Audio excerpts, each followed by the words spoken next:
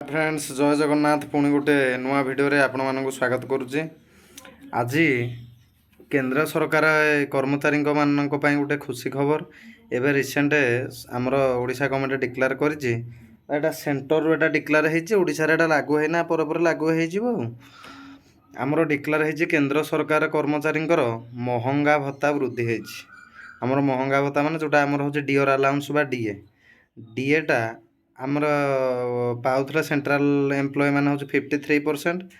एबे तार महंगा भत्ता 2% बढ़ी 2% बढ़ी माने 55% पाइबे महंगा भत्ता।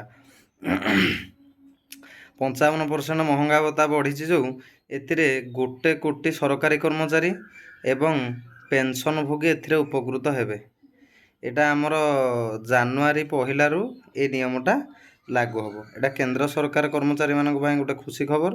2% महंगा भत्ता बढ़ाई आमर सरकार केंद्र सरकार, किंतु आठारू अधिक आशा रखी केंद्र सरकारी कर्मचारी माने, किंतु टिके कम आशा पूर्ण कर सरकार।